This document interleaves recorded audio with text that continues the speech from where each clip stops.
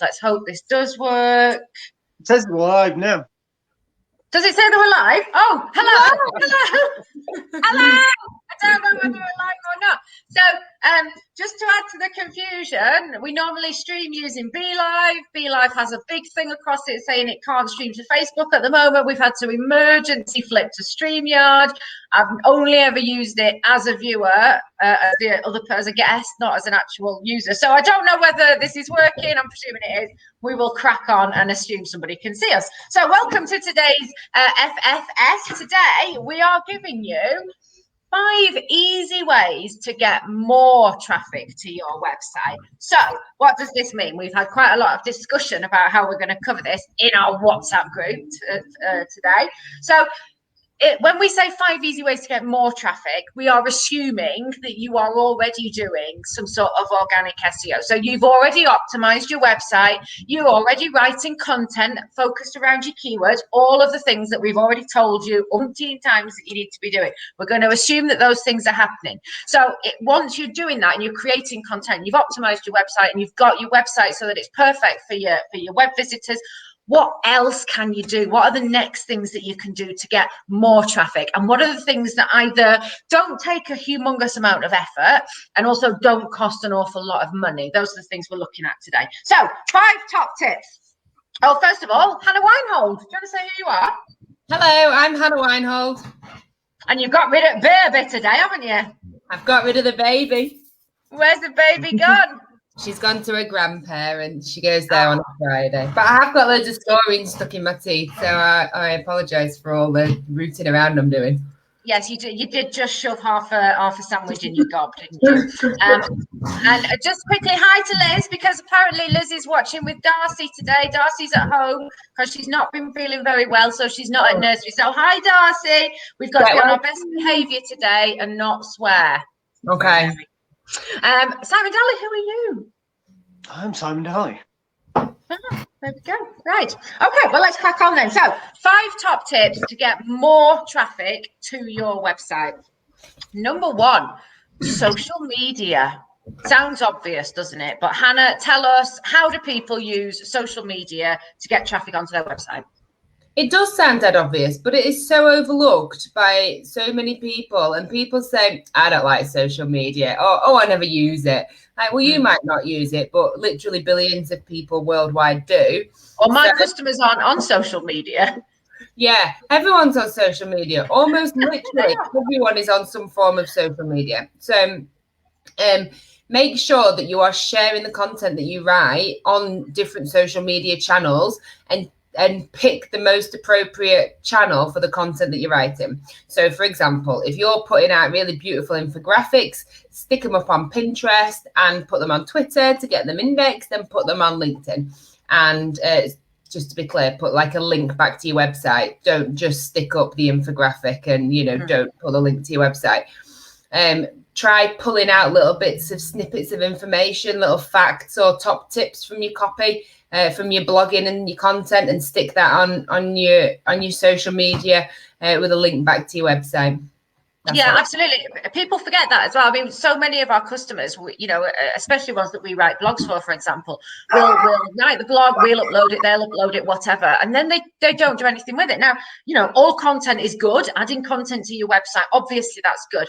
But it's just that little final step, isn't it? Post it on social media, get it out there. And if you don't know, when we say about, pick out little snippets, maybe create some graphics for it, there are companies that will do that for you for very cost effective. But just use Canva, create a quick graphic, pull some facts and sentences out of your content and share it. It's easy peasy. So Dali, why is social important? Why does that help get traffic? Because it's one of the things when you look in your Google Analytics in the back end, social signals, social traffic is a traffic acquisition channel, isn't it? So why does it matter? Why does it matter? I mean, it matters for all the reasons that Hannah and yourself just said, really. I think that, is this question 2 or question 1? No, we're still on question 1. I think really I'm asking. Different. What are you asking? What I'm asking you is, so, because people think that doing social media is an external thing, isn't it? It's not related to their website, but actually, that traffic that comes from Facebook, LinkedIn, and Twitter onto your website is measured by Google, isn't it? So how does that help people get traffic and or rank? And what are social signals? What are social signals? Right. Okay. So no, it has some. There is some benefit from promoting yourself on. There's some SEO benefit. That's what you're asking, basically. Isn't That's it? what I'm asking you. There we go. There's some SEO benefit from social signals and from things like having links on, because every one of those links back to your website is a link from another website, so that all benefits, all helps. Yeah. I think the other thing, the kind of going back to what Hannah said at the beginning, when she said, lots of people say kind of, I'm not on social media myself, or my customers aren't on social media. Lots of businesses, they do put content out for a while, and they do things on social media, and they get a bit despondent or jaded by the process because they haven't built their own audience, or they haven't created the kind of engaging content. So it is a case of just putting content out there, and but it needs to be done strategically. It needs to be done in a way that will have a benefit. Otherwise, you can just keep posting things out there and never get any interaction or engagement. And I we have. I think the thing is, like, it's such a hard slog for B2C businesses. For B2B businesses, it's so difficult to make social media work. All the statistics say social media doesn't work for B2B businesses, but it is about crafting your audience. So if you set up your business and asked all your mates to follow you, and they're not your target audience, then you're not getting your content out to the right audience. You're going to see more people like your mates. Like, we see graphics all the time saying how to help your mate's business, like and share and comment on their posts. And actually, that's not often doing them favors if you're not their target audience. Yeah, and it is so much harder than it used to be. I mean, we have done lives about this before, and no doubt we will keep coming back to doing more in the future about social media. But even just 2 years ago, it was really easy. Just you put your content out there, people would like it. The algorithms are wising up now to businesses using their platforms. They want you to pay. That you are essentially getting free advertising off them, and they need to monetize that. So they are making it harder for you to get that organic reach. So yeah, you absolutely do have to just work a little bit harder at creating the right type of content for that platform. So for example, with Grow Traffic, we've given up altogether posting SEO. Very rarely we'll post some SEO content on Facebook. We'll do it if it's if it's funny, or if it's easily understood by the lay people. But otherwise, it's not. By the non-SEO morons. But otherwise, it's not our target audience. That's not what people on Facebook are there to see. They want to see the memes, and they want to see the content about us as a business, what we're up to. They want to see videos of the baby. So it's about finding the right content for the right platform for the right audience. Okay, brilliant. Back to your website in a savvy way, so that you're driving the traffic back to your website. Yeah. Absolutely. Okay, so number 1, use social media. It's powerful if you do it well. Number 2, Google My Business, Bing Places for Business, and I have put kind of off-site SEO. So Dali, tell us briefly, Bing, Google My Business, off-site business, off-site SEO, which is kind of citations really. What is it? How do people do it? How does it help? So this is just for local SEO. So this is about there's a listing in Google My Business, or Bing's version, and it's just about how you can rank locally. If you think about Google, if you search for something locally, for a product or service locally, you'll probably see a map box at the top with a few different listings, and it's a way of local businesses appearing above kind of national businesses, because Google recognizes that since the advent of smartphones, really, that search has become much more local. People are trying to find more kind of local products and suppliers, should I say. So that's kind of what that's all about. Yeah, so I mean, basically, you create a listing, you can create content, you can put your photos on there, you can do kind of mini blog posts on there to keep it all up to date. The thing about this is, again, it's about doing it in a way that gets people off there, because the thing about Google My Business and places for business is really that is a listing in itself, isn't it? And people will say, well, why do I want my listing on there? How is that going to help me get traffic back to my business? So how do you actually get people off that listing? Because a lot of people will just go on, see your business, find your address or find your phone number or whatever, give you a ring. They don't need to visit your website, do you? So how do you get people from those places back to your website? I mean, to be honest, I would argue that if they've seen that listing and have called you, then the listing's done its job. You don't. Why would you want to get them onto your website necessarily? Because this live is about how you get people back onto your website. No, I understand that. I'm just saying it's not necessarily always the thing that you want to do. There are situations where getting a telephone call, getting an email straight away will get you more conversions. But there are little kind of the posts that are available in Google My Business, so you can put different offers on there. I think there's like probably about 8 different types of posts that you can put on there. So you can put like learn more in news articles, or you can put special offers on the little posts. And in the little kind of box that appears on the right hand side, those offers appear underneath the contact details. Mm-hmm. So that's a way you want to say something. You can put products and services on there as well. So when you're filling out your Google My Business profile, don't phone it in. Make sure that you fill it out really thoroughly, and then everything shows it, because you would want people to come to your website if you're an e-commerce website, for example, or if you're just using it purely to drive traffic to your site. So you need to make sure that you fill it out properly. Yeah. Yeah. When talking about photos as well, I would recommend taking a photo in the center of the town where you want to rank for, because the metadata within the photo will help you rank. Yeah, that's a good tip for local SEO, actually. Yeah. Rob's asked a question. Rob Palharov. He said, daft question. Can you list on both Bing and Google? It's not a daft question at all. And yes, you should have a listing on both. So for reasons that I won't go into in great detail, Bing is becoming more important now for those types of listings. So you do absolutely need your listing on both. Bing will create you a listing.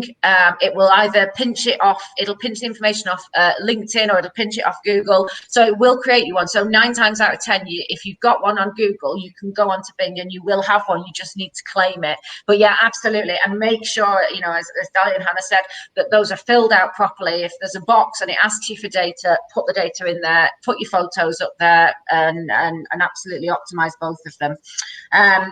Liz has said on Google My Business you can link your website to the mini posts. So yeah, absolutely, and that it's a really good way as well of keeping that content up to date. So if you've put a blog post on your website, you don't post, if you were then going to Facebook, for example, you would post the link back to your website. On Google My Business, you can go and do a little mini post that says, I've just written a new blog post on my website about click here to find out more. So it works in a similar way, but you can put a bit more of a preview on there to get people back. So it's a really good feature, actually, Google My Business. Okay. Do a whole live on Google My Business. Yes, we probably should do a whole live on Google My Business.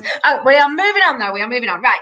So tip number 1, 5 easy ways to get more traffic to your website. Number 1, utilize social media. Number 2, you utilize Google My Business, Bing Places for Business, and any other listings as well, which we haven't talked about there. But if you can get what we call citations, listing on business directories, get on as many of those as you can, because people use them and it gets traffic back to your website. So number 3, guest blogging. How does this work, Hannah? It can work 2 ways. So one way is you write a really obvious blog that is about you and your services, and you put it on a similar sort of an affinity kind of website, so a website that your target audience are likely to be going to. So, for example, if you sell ornate teapots, you might get a blog on biscuit sites or, tea sites. So that's one way. Another way is doing it a little bit more covertly. So going on and just giving general advice and general tips. And, you might not talk about your teapots at all. You might just talk about, the best tea that comes from Malaysia, I don't know. And then you link back to your own website in a very natural and surreptitious way. Yeah, and that can work. When we say guest blogging, we mean writing a kind of 800 to 1,000 word article. But you can, as you've just said, you can go and comment on other people's blogs and other people's articles and say, hey, I have a lot of information to add about this. Why don't you check out this blog? Rather than just saying, actually, I'm an expert on tea. Come and look at my teapots. You would say, oh, check out this blog I wrote recently about the top 5 flavors of tea around in the UK at the moment. So it's a genuine adding value thing, but you're still linking back to your website. Dali, Reddit's really good for that. Like, forums and comment forums and stuff can be a bit spammy, but if you use a legit forum, like, don't just go spamming loads of people's websites with comments back to your own website, because that's dirty. But yeah, something like Reddit. Like really Viagra, like how many people have got Viagra comments on their websites? Everybody. Dali, talking about Viagra, what other benefits can guest blogging have? What? How many? Say that again. What other benefits can guest blogging have? So it can also help in terms of So in addition to the kind of SEO benefits, you've got your brand awareness benefits, and also thought leadership kind of benefits as well. And all the backlinks, but also it can help from a PR point of view as well, can't it? I know the intent with PR and SEO is completely different, but it's an added bonus that if you're doing backlink building properly, you are getting PR, you're getting exposure on different platforms as well, aren't you? Okay. Yeah, and also it helps. If you're putting out interesting content on other people's websites, it pulls traffic back to your website because you're harnessing their readership as well, and growing your audience. Yeah, absolutely. Okay, so moving us on. Top 5 ways to get more traffic: social media, Google My Business, what we call offsite SEO, guest blogging. Number 4, paid and PPC, paid search and PPC. I've no idea what I'm talking about anymore. You can tell it's Friday afternoon, can't you? You're not had your views yet, Rachel? No, I haven't. No, because I'm doing Ramadan today, aren't I? I'm doing hashtag I will fast for one day. Yeah, so I'm starved until 8:30 tonight. Anyway, but that's beside the point. PPC, Dali, tell us about PPC. How do people do it? How does it get traffic back to their website? PPC, so pay-per-click advertising. You target in Google Ads, for example, or Facebook ads. But let's think about Google Ads for now. You target specific keywords in Google search. So when somebody types in a keyword, they see your ad and potentially click on it. It's the quick way of doing search marketing. Obviously, the other way is SEO, but can take a lot longer, and there's no guarantees that you're ever going to rank for the keywords that you want to. Whereas with PPC, you can directly target and pay for the ads that you want to appear in the listings for. Yeah, I mean, it's hard though, isn't it? There are quite a few downsides to PPC, Hannah. Well, it's swings and roundabouts. So the ROI, well, I was going to say the ROI is lower, but it doesn't have to be. It depends on what you're trying to market, really. So the downside is that once you stop paying for it, you've not got any long-term benefit. Whereas with organic SEO and search marketing, once you stop doing it, depending on how you've been doing it, you might have some kind of residual benefit for a while, for a year or so, depending on how much you've done. So that is a downside, but it can be just so incredibly lucrative if you've got a high value product or service and you convert really well and you're sending like a percentage of traffic to your website, then the ROI on that can be phenomenal. So there are benefits, but also it's dead easy to spaff a load of money on it and not get anything. You've got to be really on it, and I do think I think that obviously we kind of come at a lot of things from an SEO perspective, but you know it's a really valid way of marketing yourself, and I always think you should do. Have a good mix of the ways that you market yourself. So you should always do a bit of PPC and always do a bit of SEO together. Yeah. And I mean, that's the point, isn't it? We said at the top, this is assuming that you are doing SEO already. So you're doing all of the content creation and you've optimized your website. These are additional ways of getting traffic. I would say if you were just going to set out and do PPC, it can work if you do it properly. But as Dali said, generally speaking, it needs to be a tool in your arsenal rather than one thing that you're going to do and hope that it fixes everything. It has its. Sorry, Rach. Similarly, though, with organic SEO, organic SEO isn't going to fix everything, especially if you're in the first few years of doing it. So, if you need a fast fix, if you need a quick fix, I'd always recommend somebody does PPC over SEO. There and then.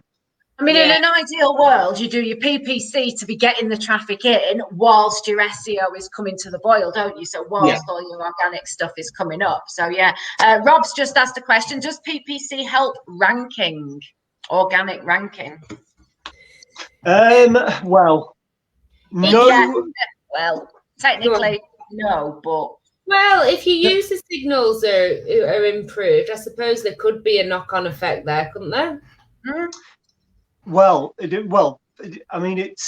It depends because you won't be getting those clicks through from the search anyway. So maybe, but your rankings, your organic rankings, do have an impact on the quality score of the PPC account keywords. Only a small kind of impact, but there's an impact nonetheless.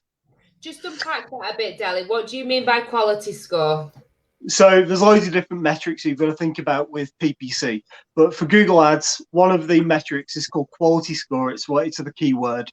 It's a score out of 10. And if you've got a quality score of 10 out of 10, then you will be able to appear higher in the listings for less money. And how do you get a good quality score? There's loads of different factors. Some of them are historically based on Google's history of people ranking for those keywords anyway. So some of it you can't control, some of it's completely out of your hands. But things like your organic rankings plays into it, the speed of your website plays into it, the relevance of the keyword to the ad copy, ad variation, the relevance of the ad variation to the landing page, the landing page experience, expected experience, all that type of stuff plays into it. So this was supposedly Google's way of democratizing it, wasn't it? Because once upon a time it was a straight up bid. If somebody else was willing to bid more for that keyword, they would get the PPC, they would get the showing. And Google said, well, hang on, this is just purely coming down to who's got the most money. We need to make it a little bit fairer. So is that website going to offer a good experience to the end user? Again, are they answering all the queries that they're likely to ask? If they, as Dali says, are they creating content around it? Have they ranked for it before? What's the historical data? So the problem is, though, that does make it more democratic in the way that, if your website is better but you've got less money, you will get that result for that keyword. But you still, as a website owner, have to spend a lot of money making that website good in the first place. So we are back round to creating your content and doing your organic SEO and all the rest of it. And I think that's why they go hand in hand. And you do need to do a bit, a pinch of each, because Google is all about serving up really good, relevant content that answers people's queries on a website that loads fast and looks great and, isn't going to spam them and give them viruses. Everything that they do boils down to user experience and authority. So that it stands to reason that that's what you work on and the rest follows. And that's why that is why we say, you know, you be doing your SEO and you be doing your organic stuff in the background, your content creation, but you can do this in the meantime. PPC will bring in the traffic. It's about balance. So anyway, I'm going to move us on. So 5 easy ways to get more traffic to your website. Number 1, social media. Number 2, Google My Business and offsite SEO. Number 3, guest blogging. Number 4, PPC, pay-per-click.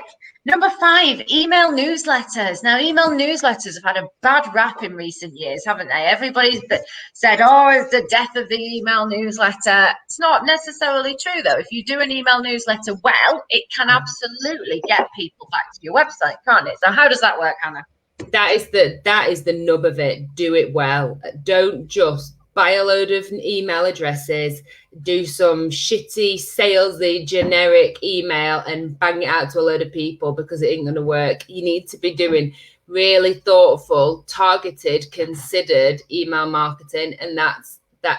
And to people that are actually engaged, that want to be on your email list, that know that they're on your email list, and put out content at a regular basis that's succinct, that gives them, you know, whets their appetite, gives them a reason to come through to your website. But it is still a hard slog with email marketing. There are an absolute handful. This is what I always say to people when they're thinking about doing marketing. You know, the first thing you need to do is think about how you respond to other people's marketing, because that's how people will respond to yours. And if I suddenly get an email in my inbox that I know I haven't subscribed to, that I've never used their products or service, I don't even read it. I will just straight away delete it before I even preview it. If it's a newsletter that is going to add value to me, that teaches me something, then yeah, absolutely, I read it. There are a handful. There's Helen Christie from Face to Face HR. Her email newsletters are brilliant. They always provide me with lots of information that's relevant to me about HR, and I don't even do HR.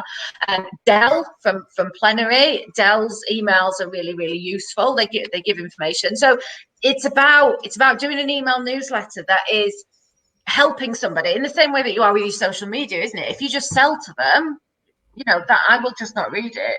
So Dali, how do you suggest people do this, and how do they then get people from that email newsletter onto the traffic, onto the website? It's about having a really deep understanding of your customer and potential customers. So we're talking about 2 different things, really, I suppose, because what Hannah said before, you know, you can go and buy a database and email out to it and still get some good results. You know, if you're trying to do acquisition, then you're going to have to go out beyond your existing customer base, or beyond your existing kind of email database. So there's different ways to do it, but it's about really having that really deep understanding of your customer, or should I say your audience, and creating kind of segmented lists and creating content that targets. So what does a segmented list mean, Dali? Just what's so a segmented list? You'd align you'd look at your audience and you say, let's say you're an e-commerce shop, for example, and you've got a batch of customers that only buy one type of product. So you know that you'll sell related products to them. So you'll go out to that segment with a targeted message that's relevant to them. Otherwise, you go out with something that's far too broad and they don't open it, they unsubscribe from it because it's always generic. Mm-hmm. Yeah, absolutely. So it's basically, it's back to what we were saying about social media at the beginning. You know, don't just send everything out to everybody. Think about who your audience are and is that message relevant to them? Because this is the thing. Once if I've seen an email in my inbox a few times and it hasn't been relevant, I will never read that again. I will think that's not relevant to me. I'm not going to look at it again. So you really only have kind of one shot at getting the right content to the right people. Otherwise, they will not come back. So absolutely, split your audience out as much as you. Obviously, if you've just bought a database, you don't know. It's a different scenario. But if you know who your audience is, if you've got, say, for example, existing customers, potential customers, suppliers, create a newsletter that's relevant to them. And then at the bottom, you have your links and you say, here are some blog posts that we've published on our website that might be relevant to you, and you get them back by linking to it. Catherine has said, can we put the names of the good example newsletters? I absolutely will. I'll go back and do that, and I'll link to their websites as well, so you can sign up and see what is good about that. And the Grow Traffic one.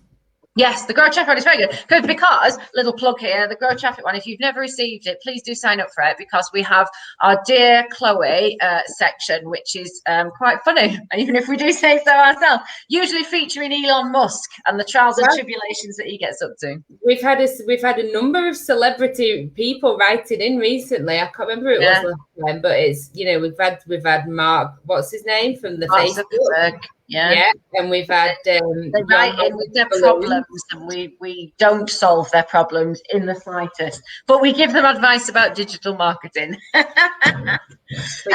we are coming up to time, guys. So just to recap there on the 5 easy ways of getting more traffic to your website. Number 1, utilize social media. It is powerful. It just takes a little bit of tweaking. Number 2, Google My Business, Bing Places for Business, any other off-site SEO that you can do. Get yourself listed in citations all over the place. It genuinely helps. Number 3, guest blogging. So blogging on other people's websites, commenting, using forums, anywhere where you can get a link to your content. But don't spam people, because they just will not respond. Genuinely make sure it's a link that will help somebody. Number 4, paid PPC, pay-per-click. Get some ads on there. It will bring in that traffic, and you can then use that traffic to help you rank organically. And then email newsletters. Any way that you can get links to your website out to people is useful. So send it on your email newsletter. Also, if you can partner with other people, so if you work particularly closely with an agency and they send out a newsletter, ask them if you can feature your blog on once a month, whatever, so that it links back to your website. So there's different ways of doing that. Hannah, final comment on that one. Final tip is be selective about which websites you put your own content on. Don't just put, links back to your website from any old shit, because it'll do more harm than good in the long run.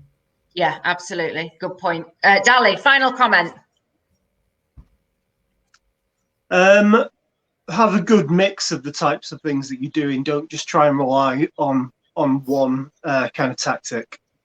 Yeah, absolutely. And mine is further to that, is do that, have a good mix, but trial and error. Don't just try something once and say, so many people say, oh, I did PPC and it didn't work. I spent $5 on it over the course of a month and it didn't do anything. Well, that's not that's wrong. It was that your strategy was wrong. So have all of these tools in your arsenal, trial them. And if they're not working for you, maybe speak to a professional and find out, is there something I'm doing wrong? Can I make this more effective? Because they do all work. They just take a little bit of tweaking to make them work for you. That's it. Thank you very much for watching. Thank you, everybody, for commenting. I will go back and I will put those good email newsletters in, and we'll put our contact details in. If you are watching back afterwards, please do still comment, because we do still keep an eye on it and we will answer your questions. Thank you, everybody, for joining us, and we will see you back here in 2 weeks' time. I know, I don't know how long we have to wave now, because we're not on when we're on V Live, we have to wave forever. So let's just give it a whirl. Let's see.